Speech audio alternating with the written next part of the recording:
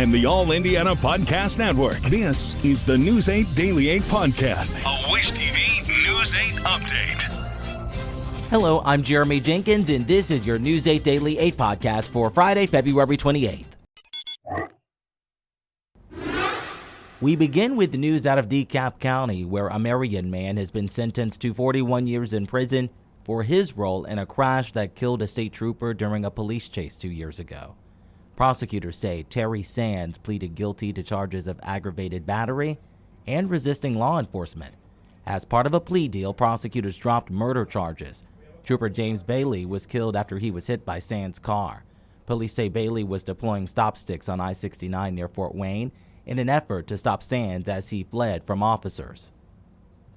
In Jasper County, prosecutors say a deputy was justified when he shot a man to death this month. The case received national attention because the man killed had just gotten a presidential pardon for the January 6th insurrection. The shooting happened during what started as a traffic stop. The Clinton County prosecutor released a dashcam photo, which he says shows Matthew Huddle reaching for a gun. Investigators say Huddle raised the gun and said he was going to kill himself, and the deputy fired. Investigators say they took a loaded handgun and ammunition from Huddle's car. Huddle had pleaded guilty in 2023 and served a 6-month prison sentence for misdemeanors related to the Capitol riot. Turning now to iTeam8. Doctors are sounding the alarm after the first measles-related death in the U.S. in a decade. They say far too many people are not getting vaccinated against the disease.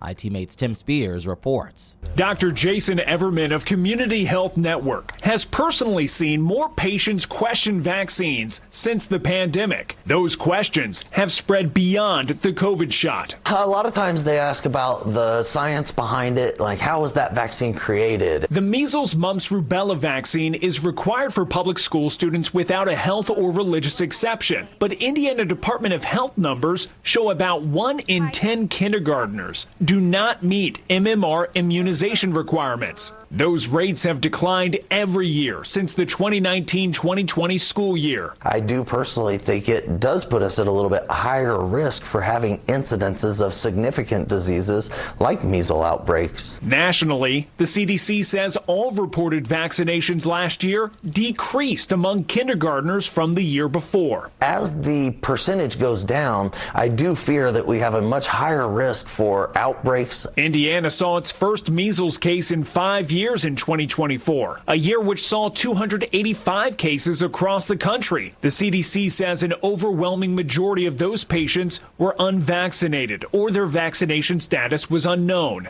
40% ended up in the hospital. Most were children under the age of 5. We're talking about making the personal decision to help all of those people around us that are much higher risk for hospitalization and serious disease.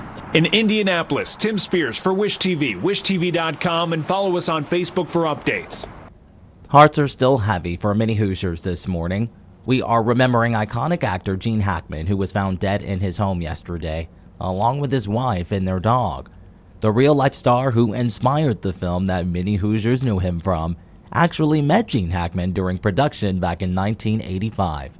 News 8's Colin Bailey reports. Bobby Plump was a member of that 1954 Milan team that we all know is a part of that Hoosiers movie, and Bobby is now 88 and still runs Plump's Last Shot, the sports bar in Broad Ripple. Plump sat down with News 8's Phil Sanchez to share some of the moments he shared with Gene Hackman while the movie was being filmed at several locations across the state. He told News 8 that Hackman thought the movie Hoosiers was going to flop. Plump says the last time he and Hackman talked was at the 10-year reunion of the movie Hoosiers. He says someone took a picture of them together, and that picture hangs inside his restaurant's Plump's Last Shot in Broad Ripple. He also says he remembers the last time he first met Hackman. It came during the filming of a very important scene.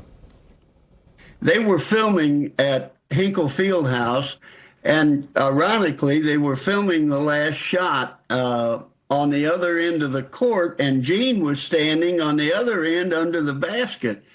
And I walked down and stepped on the floor and went over and I said, "Mr. Hackman, I haven't met you. My name's Bobby Plump." He put his arm around me and said, "Get over here." He said, "This is what this movie's all about." We'll hear more from Bobby Plump and his memories of Gene Hackman throughout the morning here on Daybreak, and you can watch that entire unfiltered interview right now on wishtv.com. The one thing we've learned about Bobby Plump over the years is he's got good stories. How much of this story, the Hoosiers that we know, actually happened per his memory? Yeah, Bobby was Jimmy Chitwood in the movie. When they're in that huddle, it says, hey, I'm going to make that last shot. Make it. He says he never really said that in real life, but the rest of the last 18 seconds of the movie are true, though. That was Colin Bailey reporting. Let's turn now to sports, and just like last season, ticket demand is already shaking up for the Indiana Fever schedule. The team says 2 road games against the Washington Mystics for the upcoming season are being moved to a bigger arena in Baltimore. The May 28th and September 7th matchups were originally set for Entertainment and Sports Arena in Washington, D.C., which can hold about 4,200 people. Now, those games will be played at the CFG Bank Arena in Baltimore, which seats 14,000.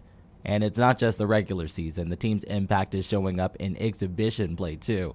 The University of Iowa, alma mater of Caitlin Clark, says the Fever's May 4th exhibition game against Brazil's national team at Hawkeye Arena is officially sold out.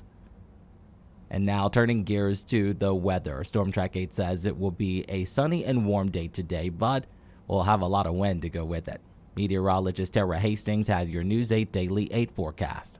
It was breezy yesterday. I think those winds are going to ramp up here today. We do have a wind advisory that goes in place at 10 a.m. here and will last through about 7 o'clock. And this is basically for the entire state. I think at times today, for parts of the state, we could see these winds gusting between 30, 40 miles per hour. And right around the lunch hour and shortly after that, we could see some winds gusting at times close to 50 miles per hour in some isolated spots. So a very windy day expected here today. Those winds are going to be out of the south and southwest, so those east and westbound roads. So I-70 here, 74, some of those roadways might be a little bit tough to drive, especially later in the afternoon. So for the evening rush, we're still talking about those winds maybe gusting around 40 miles per hour as well. We are quiet right now. We've got the sun up, 33 degrees in Indianapolis, and the winds right now not bad. Out of the southwest at 8 miles per hour. This bringing wind chill feels like temp into the 20s. 31 in Brownsburg and Plainfield, 32 in Fishers, 34 in Greenfield, and 32 degrees right now in the Franklin area. Satellite picture shows that we have lots of clear skies in place, maybe a few clouds here or there. That's about it. Overall, it is going to be sunny and incredibly warm, with temperatures climbing into the 60s later this afternoon. Big temperature shift heading into the weekend. We'll have that full forecast for you in a few minutes. To get a peek at Tara's full forecast, just head over to wishtv.com, or you can download the Wish TV Storm Track 8 app. And don't forget to check out our Storm Track 8 weather blogs.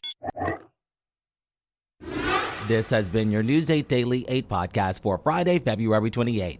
I'm Jeremy Jenkins for Wish TV, wishtv.com, or follow us on Facebook for updates. This is the News 8 Daily 8 podcast, a Wish TV News 8 update on demand. For even more, on demand and on the go, connect with Wish TV on Facebook at wishtv.com and on the free Wish TV mobile app.